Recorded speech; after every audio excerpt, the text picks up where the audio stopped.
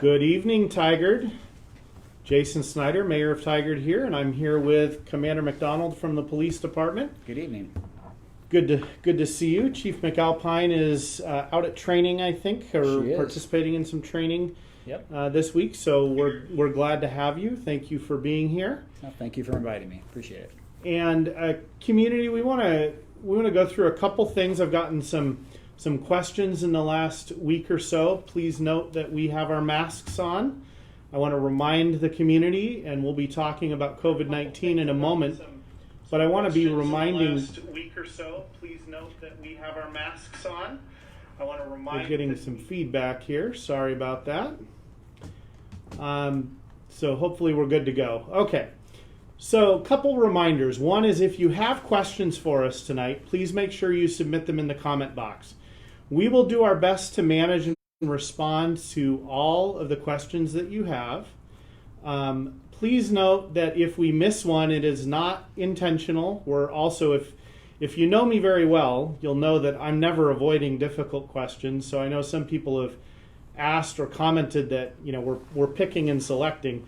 Honestly, with how the speed at which they roll through and the number of them in the last couple of sessions, it's been very challenging to keep on top of every single one of them. But I will do my best to make sure that we don't miss any. If you feel like your question isn't answered, you can always communicate after the session and we will respond and get you answers. We'll be recording this event and posting it on the city's YouTube channel. Just as a reminder, I want to give a little update on COVID-19, and this is the latest information from the regional coordination meeting with Washington County. And currently in Washington County, we are only meeting one of the basic phase 2 criteria, the ability to contact 90% of new cases within 24 hours. The highest increase in infection rates is being seen in younger people. This is assumed to be the result of behavior as opposed to a biological reason. Washington County's been unable to link nearly half of new infections to a known case in the last 7 days, well above the governor's criteria of 30%. Contact tracers are beginning to get pushback from community members who are unwilling to cooperate with case investigations. I think that's a new emerging trend. And as a reminder, and as we're modeling here, face coverings are required for indoor public spaces in every Oregon county. And we are continuing to ask the Tigard community to follow this requirement. And I have a couple of questions that are specifically related to COVID-19. So I am going to start with those, and particularly about masks. So one of them is about how the city can help businesses enforce wearing face masks. So the first thing I want to cover about that is that the order around face masks and wearing face coverings is an order from the governor.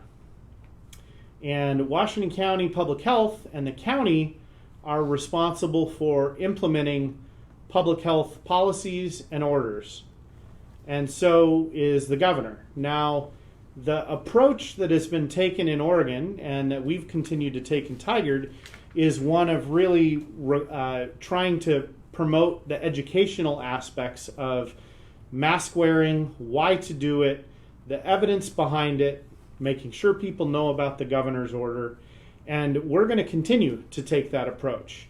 We have thus far, Commander McDonald, you can correct me if I'm wrong, but we have not had massive gatherings that would require some sort of a, where a group is specifically and intentionally violating the governor's order in a way that might require some sort of further action. But again, it would not be likely a law enforcement action. It would be a request for compliance. Do you have anything additional there? Yeah, you're right, Mayor. The what we've seen has been largely smaller groups, and then when we get the opportunity to educate and inform them, the response has been very positive.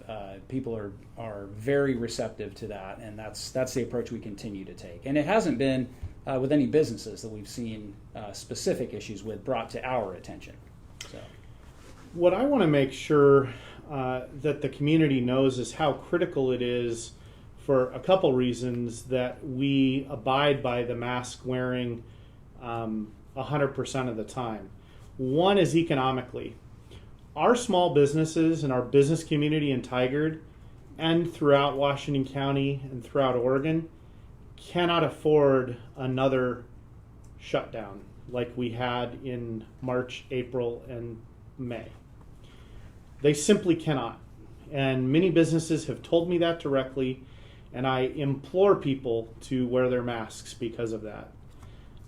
The second, and this is an interesting comment, is for everyone that would like in-person schooling to come back in the fall or as soon as possible, I can guarantee you that the more mask wearing that happens now, the more likely we are to be returning to in-person schooling sooner rather than later. So I got a really specific question about masks. Can I as the mayor, force a business to enforce the mask policies? I think I covered that as far as where the governor's order comes from. Again, we are taking an educational approach as best we can. There have been some reports of certain businesses in the community where individuals that are even in leadership positions are not necessarily wearing a mask indoors, and that information is being followed up on, again, from an educational perspective. Now, I also want to comment to the person that had asked this question, because they had given some information about how a family member, I think a child of theirs, a grown child, was working in a business or is working in a business where they're not enforcing the mask criteria. What I would first suggest, just as I have a moment ago, is that you start by educating and making sure that you have contact with and explain to the business, the leaders in the business, whether it's the business owner or the manager, what your understanding of the governor's order is. You could even share a copy of it. It's freely available on the internet. Share that information and ask them if they believe they're complying, and if not, why not? And then ask them for the safety of both them and all of their customers, and your child, if it's your child, or whoever you're inquiring about, ask them to comply for the safety of everyone, our community, our economy, and the future of schooling, is what I would share. So that's, I think, enough on COVID-19. A couple other topics before we jump into racial justice and policing questions is the Fano Creek Trail crossing at Shoals Ferry Road. This has been something that's been in the works for some time, as far as finding a permanent solution to the flooding in that area. With your help as a community, we're moving forward to identify the best possible solutions. There's a survey online right now. We will add the link in the comment box, but we would really like your feedback about that crossing, and we as a community can make that better by making sure that we get as much feedback as possible. So on racial justice, we'll start on that.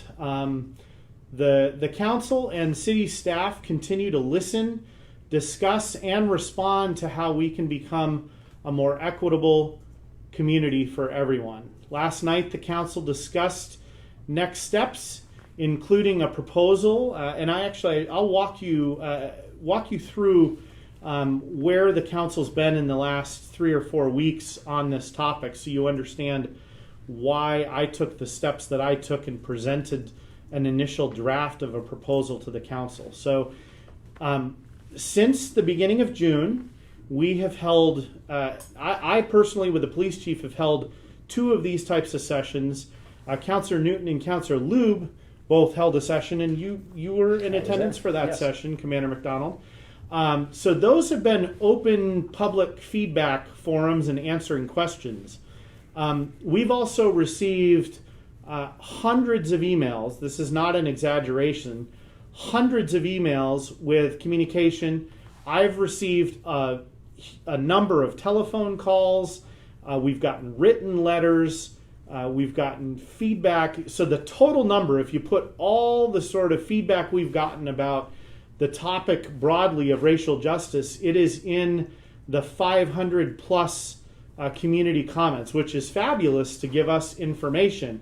What the council in the meetings in mid-June was struggling with is how to organize all that information, what to do with all of it, and frankly, how do we take our next steps? Because none of this is valuable if we don't turn it into action. And so, and that's a very strong personal belief of mine, is that our responsibility is to take that information and move it into action. And so at the last council meeting in June, I offered to, I had a couple weeks of vacation coming up from my regular job. And so I took a bunch of time during my vacation to compile all of that information and to also start with an initial proposal about how we could move forward on this huge compilation of topics that we have. And so last night, the council actually discussed the very first draft of a proposal. I want to make sure you all know that in the next week on the Tigard Community for All page, we are going to take the beginning number of edits that we have and get sort of the second draft will be up on the Tigard Community for All website by early next week, probably by Tuesday or Wednesday of next week. Maybe that's not early, that's early to mid next week. And we will be asking for robust community input about that.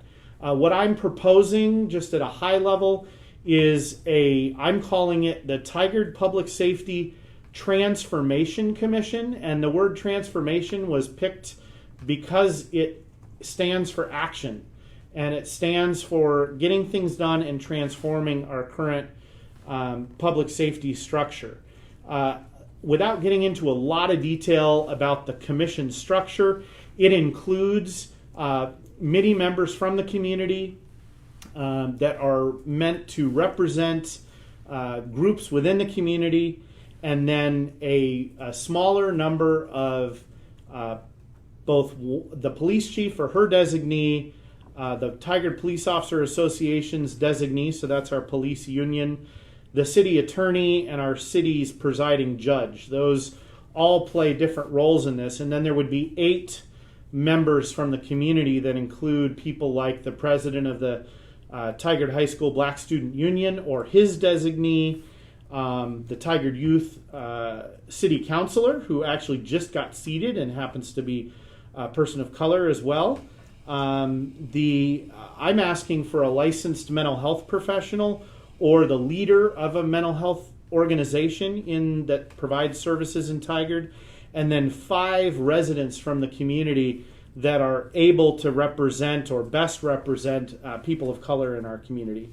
So that's in a nutshell what the structure would look like. They'd have broad responsibility and accountability. The topic areas that we're talking about covering include accountability and transparency. That includes discussions about qualified immunity, body cameras, public access to misconduct investigation results, a national databank or registry for police misconduct, labor arbitration reinstatements of officers terminated for misconduct, bias or excessive use of force, citizen police oversight and or use of force review committees, officers' clear identification in all instances, so that's like name badges, under use of force, re-implementing a force continuum as requested by the 8 Can't Wait campaign versus our current process. I added choking out again. That's already been prohibited in Tigard except in deadly force situations, but there was further comment about that.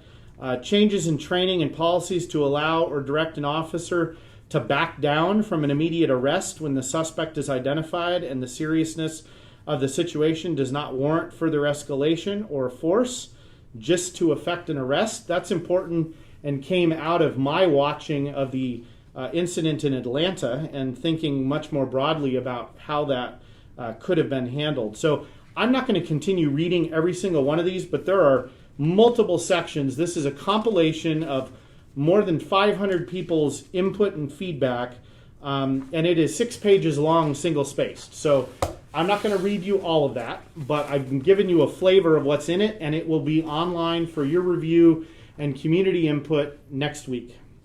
With that said, we're going to go to community questions. The first questions I got yesterday are, one is, what are we doing to make sure Tigard is not the next Ferguson or Minneapolis? I think I just described our plans moving forward with the Transformation Commission and the broad number of topics that they'll be working through on a weekly basis. At least that's what's proposed. Hopefully that answers the question. Commander McDonald, do you want to add anything to what we're doing to make sure that Tigard is not the next Ferguson or Minneapolis?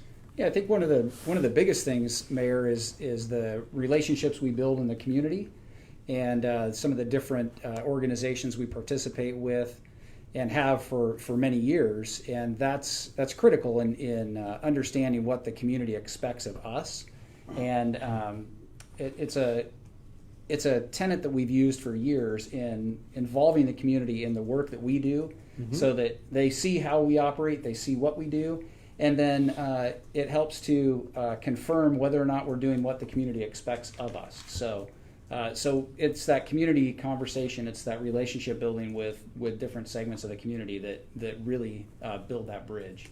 Excellent. One other follow-up is, I think I was asked by Kevin a couple sessions ago about qualified immunity, and I wanted to just follow up that I have read the law review article from the Yale Law Journal, and we are also having a briefing at a council workshop session next week about qualified immunity specifically. So we just felt like we needed to understand the legal aspects of it further. So we're going to have legal counsel working through that with the council so we can at least understand some of the legal aspects of it. So with that, we'll go to questions we've been getting online. So Ralph, good to hear from you. I hope you're doing well. You said that you need to know if Tigard is going to give in to the defund police nonsense. The people of Tigard just voted to increase the police presence.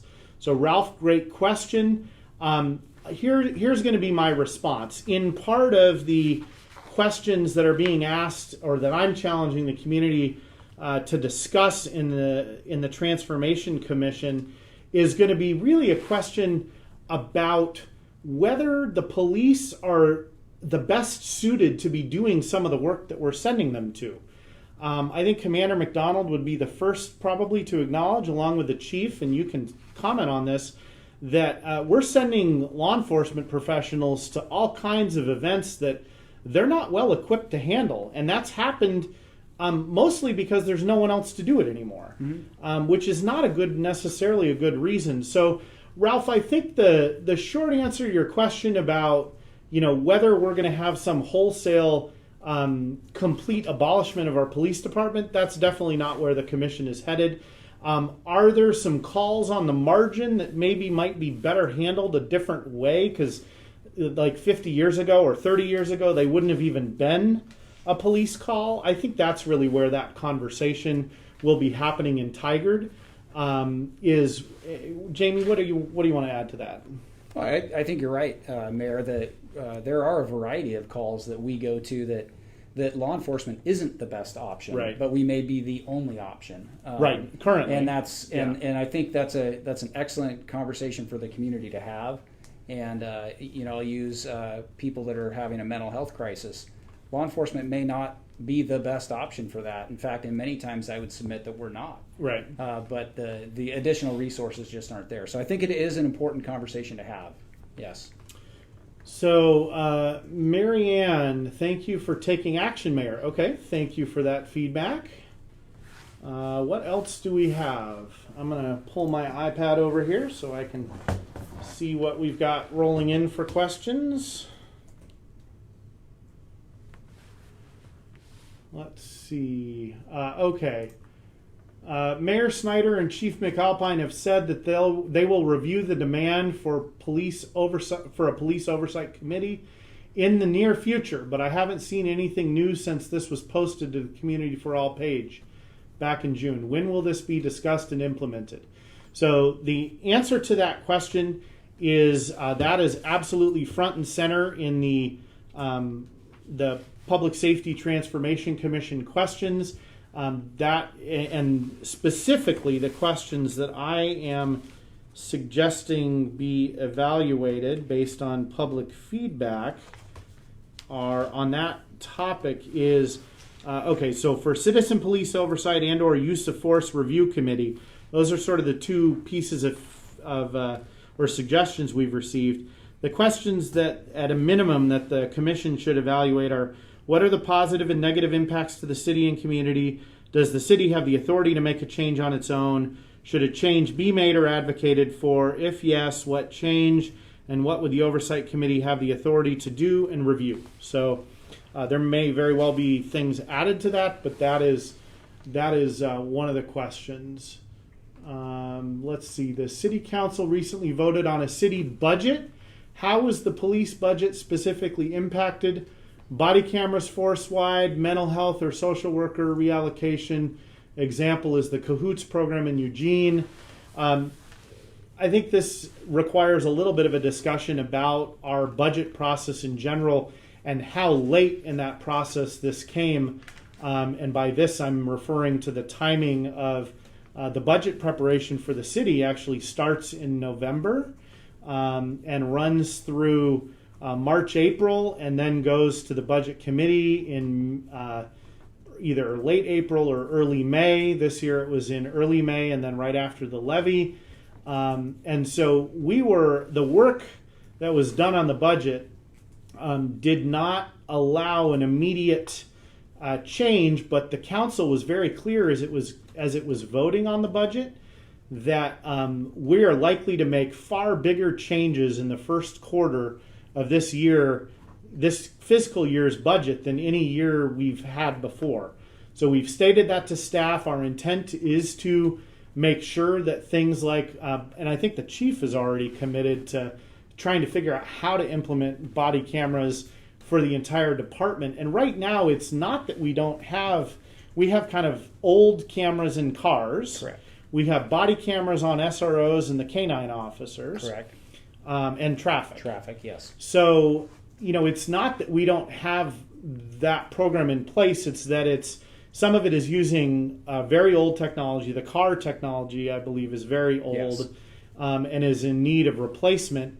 The other thing to say about that is that the passage of the levy makes it easier for us to implement because those body cameras generate a lot of evidence. And the chief, when she's been sitting here, has stated that the additional support in the levy will help process that evidence. And that's good from a body and a personnel perspective, but there's still the capital outlay to purchase more cameras and to get the current car cameras out or replaced. Correct. And those kinds of things. So I think you can expect, and the community can expect, that is going to be a change that's made in the next quarter from a budgetary standpoint. It was not approved again in the budget that was, at the tail end of the budget process in June. The same is true for mental health social worker reallocation. That's got to be worked through in the process that I talked about. There certainly is a program in Eugene that's been working from many people's perspectives, and so that will certainly be evaluated further. Commander McDonald, how about you take this one? Is data available on police interactions by type, traffic, burglary, domestic violence, etc.? For example, Judge O'Brien said the majority of Tigard's caseload for him is from traffic officer or from traffic stops.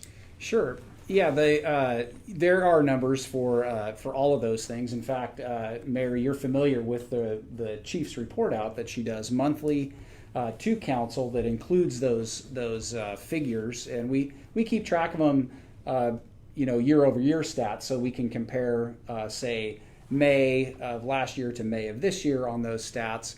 And so, yes, that is absolutely available and is provided to council on a monthly basis. And then in terms of what Judge O'Brien is referring to at the municipal court level, I would agree. The vast majority of the workload for our municipal court is traffic court, but they also handle other things such as municipal code violations that may come from code enforcement or other things like that. But the judge is absolutely correct that most of his work comes from traffic stops. Right. Okay.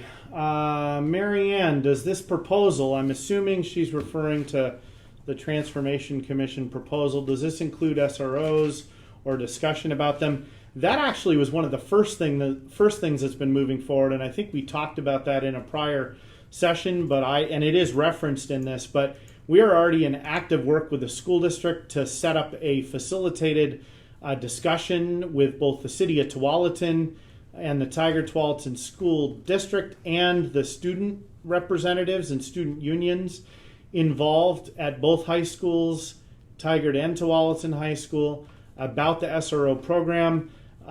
That is referenced in the proposal, but that's going to be worked by that group. It's the right group. It was the first thing that we kind of started work on right out of the gate, and it is in the process of being set up. Do you have any further update on that? Yes, Mayor. I actually was asked by the chief to sit as a part of that team, and so we've had a couple of meetings to get some conversations going about what the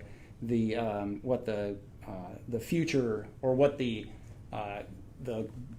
community conversation is going to look like moving forward. So that should be actually coming reasonably soon. Yeah.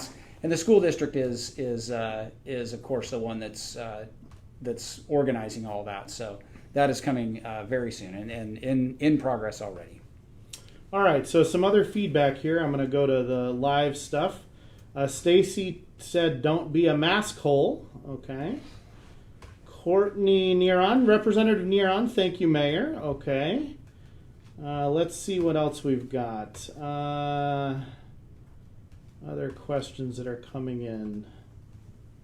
Are the schools keeping the SRO in the Tigard District? I'm hoping they do. The kids like them, and I feel it is more safe for kids and teachers. So I think we were just talking about how we're going to work through that. I think my personal belief, so this is my personal belief, is that they're having a positive impact in our community, but there are also negative impacts that many are talking about, and so we need to better understand those and have a conversation with the school district and the students. Rick, what could we do as a city for our police to show our appreciation for our law enforcement? It may seem that the world hates all police, but it's simply not that way. You have any comments on that? I know there's been a lot of cookies and other things showing up. Yes, we have, and it is obvious, Mayor, that there is a lot of community support. We hear from people every day thanking us for what we do, and people asking questions as well, which is important for us to be able to answer those. But we do recognize that there are a lot of people out there that support the work that we're doing. Excellent. Mike asks, what company runs our new traffic cameras on 99W in Durham, and how do we know they are more accurate than the national standard? I know that the company name is Conduit that operates them, and my understanding is there's only a couple vendors nationally that do that work. Correct. Do you have any comments on how do we know they're more? I don't know how they'd be more accurate than the national standard. I think they're probably, since they're one of two vendors, they probably operate at the national standard. But yeah, I guess I'm speculating what national standard we're referring to, but there's specific rules that have to be followed, and then in terms of engineering practice that goes into light timing and things like that, and the city of Tigard has taken a much more conservative approach than what the requirement is. So right. I'd be speculating at whatever the question is about the specific national standard, but Tigard is a more conservative approach, meaning that we allow more time than is required by law. And Lieutenant Charlton's in charge of that program, Correct. Is that correct? He so is. Mike, if you have further detailed questions, contacting Lieutenant Charlton at the police department would be a good way to get he'd be an really excellent more specific information. Yep. Okay, Jacob's got a question about Tigard receiving matching funds from Business Oregon for COVID-19 small business relief. How's the distribution of that money going? There was a briefing at the council meeting last night about the next round of funding, and actually, I think more of that is coming from the county. I could be misspeaking, but I don't think I am. Staff, can we get a follow-up for Jacob on that, please?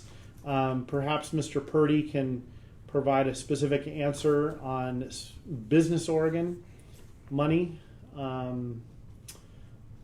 Let's see. Jeremy, please develop Steve Street Park so we can enjoy and cut down on the extreme fire risk. Thank you for your time. Here's to life. Okay, so thank you for that comment, and I'm confident that that park will be developed as soon as we can afford to on our parks capital plan.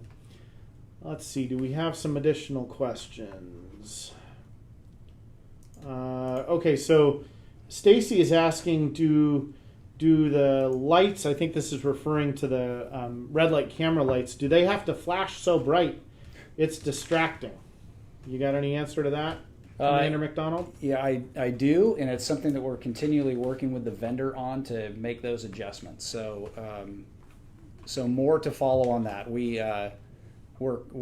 talk with them daily about making adjustments to those. So yes, that is being worked on. All right, so Kevin writes, will the city consider changing the verbiage around defunding the police? When I hear the Tigard statistics behind the percentage of substance abuse or mental illness involved police work, I worry most for our officers. I would consider this work less defunding the police and more protecting our police. We kind of talked about that earlier. Kevin, I'm going to trust that our conversation a bit ago kind of covers that. I think that question came in. Lori comments that I think she's referring to defunding the police is terrible terminology. We didn't make the terminology up, but I think we understand what is meant by it by most. Let's see. Mike says that answers his questions. Excellent. This year's illegal fireworks were massive. Is there anything Tigard can do? So, Commander McDonald, we got a lot of communication. I was actually on the phone driving back from Montana on my cell phone trying to talk to residents on Sunday morning who were quite upset. What can you share about both the legal situation, and I know our approach has been to kind of like mask wearing, that we're trying to promote safety, and but there's a real concern, and I've seen more than one fire just in very local areas caused by illegal fireworks. So what can you add about that, and what could we do different next year? I guess I'll challenge you with that question. There's a variety of things that we could do. This year we had a lot of additional staffing out there, and one of the biggest challenges for us is each call takes a period of time, of course, to be able to respond to be able to address the situation at the call itself, and a lot of those calls come in a very short period of time. Right. So we are challenged with the fact of trying to address as many of those as efficiently as possible and then move to the next one to address those. So the approach that we take, like you said, is the education part of it, the issuing a warning, and then if we go back a second time, is taking enforcement action. Okay, so people kind of get one warning. Correct. On that night, or just in general? Like, would you, for next year, if some of the big ones that got warnings this year, would that be their warning? We were actually proactive the last 2 years, going to some of the actually brought to us by members of the community, saying, "Hey, this location had big events last year. Could you address it?" We went out proactively and put them on notice beforehand. So that was their warning. And said, "Hey, we've been made aware that this is a problem here. Please make sure it doesn't happen again." So I'm happy to say that those places we've had that opportunity to do it, we didn't see a repeat offense. Oh, good. So the list grows every year, though, that we'll do. So it is a very challenging night for us, for sure. We had, I think, from a resource perspective, we had 2 officers assigned to just trying to enforce We had fireworks stuff, from what I understood. Actually, we had 2 units with 2 officers each, so that they wouldn't require a cover car. So we had 4 officers. Yes, okay. Jeremy, Tent City going up near Tigard Cinemas and McDonald. And McDonald's, sorry. And 99 and 72nd. I actually saw one this morning that I think's in Portland technically on Portland on the I-5 on-ramp from 99W to southbound. So, Commander McDonald, any updates, or where are those at in the series of tracking and follow-up? Yep, the with a lot of our folks that are experiencing homelessness, it's a constant moving where they move around. So the idea is to try and connect them to resources before just going in to clear them out. The other complication in a lot of these locations is it's on private property, and therefore we need to work with the private property owner to address those issues. So this specific area is, if it's the location that Jeremy's talking about, that's on private property, so it's something we would be working with the private property owner on to clean that up. Once we're able to come up with a plan to get the appropriate level of resources out there to try and connect these people to. So Mike is asking, what is the city doing about outstanding fines for low-income people? And I'm going to actually make a note and add that to my plan right now, Mike. I have a section called Other Societal Considerations, and one of them is about the cash bail system, and also advocating for the release of all offenders Tigard helped prosecute for activities that would not be a crime today. Example being marijuana possession, and I will add a note about low-income fines. I'll fix that later, but we've got that note, so we'll add that to the question. Jerry, I'm considering running for city council. What advice might you extend? Well, Jerry, I would say time to start now. It's good you're watching. I'd make sure you're watching all the city council meetings. I'd suggest that you meet with members of the council and learn more about the process and what you are in for. Make sure it's something you really want to do.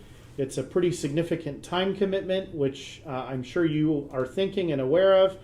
But I would absolutely encourage anyone that's interested to make sure that you know that the deadline for applying is in August. And if you're going to be serious about it, things like the Tigard Chamber of Commerce endorsement process is happening now. So, not today, but soon. So you'd want to make that decision quickly. Rick, neighborhood parking passes are going from $0 for years to $60 per year if I read the letter properly. Are there more parking restricted neighborhoods, so the fee, or why the increase? Commander McDonald, can you take that one? In terms of the neighborhood parking passes, so we just hadn't charged a fee for many, many years. There was actually something in the code that had a provision to charge for that, but the city wasn't charging for it. So a study was done over the last couple of years, really, about the neighborhood or residential parking zones is what it's referred to in the municipal code. And so we came back with a whole proposal to restructure what the code looked like, with input that we got from the community during community meeting last year, and then additional community input. And then in terms of the permit fee, it really just came down to what's comparable in other areas around us. And what it costs to administer the system. Yeah, and it actually doesn't cover the cost of the staff time. And the $60 fee actually covers 2 permits for that address. And then it also includes 2 guest passes for that location. So Jim thanks Tigard PD. So thank you. We'll both say thank you for that. Thank you. Josh, y'all seriously worried about fireworks on the 4th? This is America. I guess my comment to that would be that, citizens are concerned.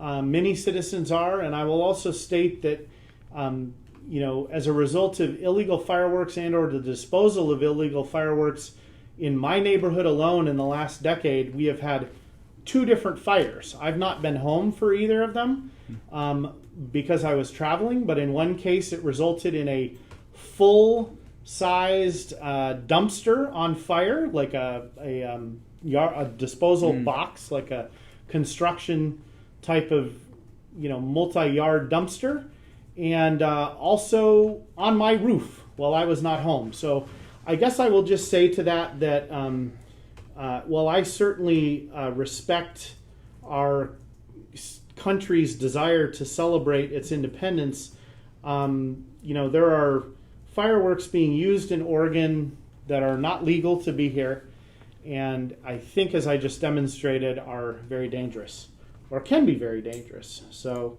when you're doing things that are dangerous and not legal where you are, I think you can expect to receive enforcement. And if you don't like the fireworks laws, you can certainly contact your state representatives and senators and ask them to change the laws if you think that's warranted. I think we have perhaps gotten through the questions. I'm looking at whether we've missed any. I'm getting the heads up from the staff that we have hit the questions that have come in so far. I want to give you a little heads up while we're waiting here. Going to the Census 2020, the new self-response deadline, I think this is due to COVID, is now October 31st of 2020, so just a heads up. Jerry has just submitted a comment. Thank you for answering my question. But more than that, thank you to Tigard PD for everything you do during this trying time. You have my full support. Thank you. Jeremy says, you are doing a great job as mayor, Mr. Snider. Thank you. Great info. Well, thank you for that. I question myself every day with how challenging this job is, but I try. Josh, I do thank you. I don't know quite what that was a response to. We must have missed, or I must have missed what that's in response to. Stacy says, thanks, that was great. Okay. We're getting good feedback. Sounds like we're answering questions. Good job, Commander McDonald. Thank you. Do we have any more? Doesn't look like it. The next council listening session is going to be Thursday, July 16th. That'll be with Councilors Tom Anderson and Councilor Liz Newton. That'll be at 6:30 p.m. Again, Thursday, July 16th. So if you want to tune in to the next council listening session, I think we're calling those Spark. Is that right? Got new branding for things. So let's see. Kevin asks, is there anything we can do to help Tigard PD as citizens? That's a good question. I talked to Kevin just yesterday, and he was actually commenting about the fact that he was watching an officer make a traffic stop, and I happen to know Kevin is a person of color in our community. He was actually concerned for the officer's safety, and so was kind of watching and, given, I think he recognizes the stress that there is in the community right now for police officers as well, and I think he also knows how dangerous traffic stops are, which you and I both know. Right. Given our time in doing law enforcement work, you way more than me, but he was kind of keeping an eye on them. So I think that question is coming from a place of like, what can the average citizen do to help Tigard PD? Reaching out to you, Mr. Mayor, is one thing that is helpful, and just saying hello and recognizing the work that we're doing. And Kevin, I appreciate you actually keeping an eye on the officer. It's actually comforting because we know that the vast majority of the community out there recognizes the work that we do, and we recognize the vast majority of the community is just trying to do the right thing themselves. And I think that probably one of the most comforting things for officers right now is when we drive by, give a wave or a thumbs up or something like that. As an acknowledgement of support? Yeah, and a lot of our officers will say, boy, it sure was great. I went through a community today, and all the kids that were out playing in the front yard were all waving and smiling, and so that's what keeps us going, because we recognize, or when the community recognizes us and and we know that the community gives us that support. And so just showing it with the simple thumbs up or a hello or something like that is really helpful. All right. Kevin, you got your answer there. Mike, thank you, Mayor Snider, for your progressive approach. I appreciate your responsiveness to community input. Thank you for that. Mary Ann says thank you both. Okay. What else do we have? Any other questions or comments coming in? Because we have covered every topic that we planned to cover, and I'm not going to keep us extra time if others don't have feedback. Kevin has responded. He says, absolutely will do. Thank you again. So, thank you, Kevin. Staff, are we missing anything?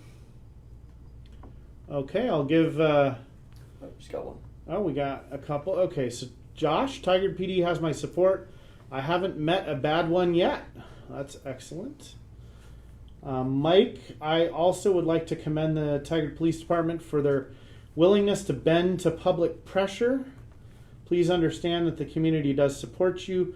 I feel that together we can work to create the best possible policing. I think we feel that way too. I agree. Thank you. Okay, we will probably, unless we get an additional comment, we may end this live for the first time a little early. We're about 50 minutes in. Facebook allows us a full 60 minutes, so if you have any final comments, please send them now, or I am not going to take more of our community's time tonight. But thank you all for tuning in, and we really appreciate it. I really want to encourage everybody next week to be going to the Community for All page and reviewing the draft of the Tigard Public Safety Transformation Commission document that will be there early to middle of next week. Good night, Tigard.